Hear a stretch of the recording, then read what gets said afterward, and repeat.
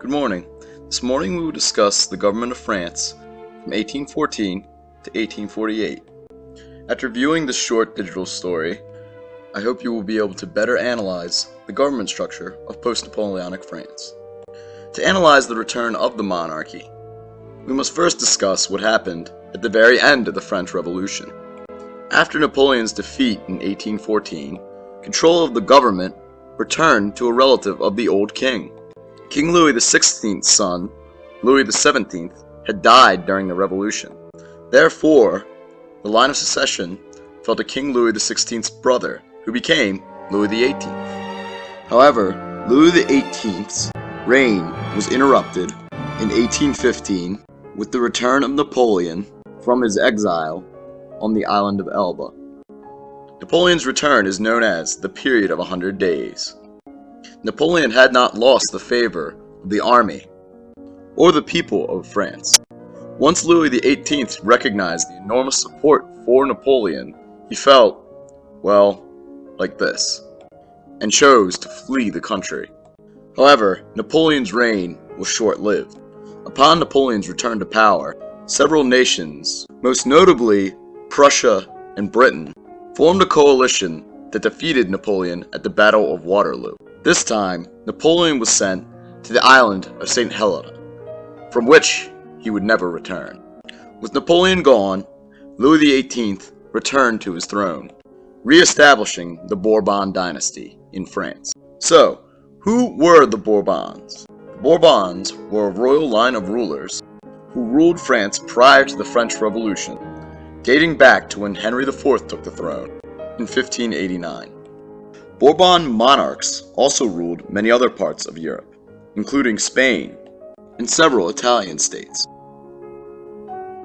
So, why would the French return to a monarchy after having overthrown one in the French Revolution? After the Napoleonic Wars, the victorious powers, Russia, Britain, and Prussia, wanted a regime in France that would promote stability. They were not alone in this train of thought. Many of the French people also wanted stability within their country. All parties involved believed that a return to Bourbon rule would ensure this stability.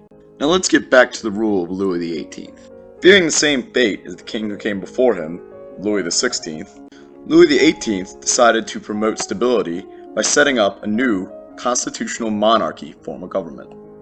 The legislature formed by the king, though, was highly royalist and promoted an extreme backlash against the ideals promoted in the French Revolution. This backlash angered many of the people of France. The king opposed these reactionary politicians and dissolved this conservative legislature in 1816. As the king grew older, though, his influence decreased, and reactionaries gained control over the chamber in the early 1820s. Louis XVIII died in 1824, leaving the throne to a reactionary king, Charles X. Unlike his predecessor, Charles X supported the conservative backlash. Charles X's belief in his divine right to rule, or his belief that God had made him ruler and there was nothing that could take that away, did not endear him to his people. In July 1830, Charles was overthrown in the July Revolution. Charles attempted to step down and elevate his grandson, Henry IV, to the throne. However, seeing as how his grandson was 10 years old at the time, and the people felt like this about King Charles, the chamber instead elected Lieutenant General Louis Philippe to the throne. Louis Philippe was very popular initially among the French.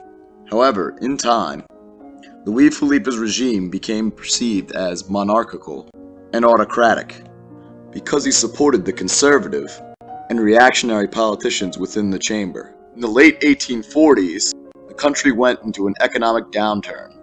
This upset the lower class, many of whom were industrial workers. The late 1840s, and specifically 1848, was a time of revolution all across Europe, and France was no exception. Influenced by the ideas of Karl Marx, who claimed that industrial workers were being exploited by the bourgeoisie middle class, workers revolted in order to attain better status in society. After 1848, a new leader rose to fill the void. His name was Napoleon III. Napoleon III was Napoleon Bonaparte's nephew. Going off of the line of succession, established by his uncle, Napoleon III considered himself next in line after Napoleon's son died in 1832. Napoleon III was able to get power by appealing to the common people. And what did he offer?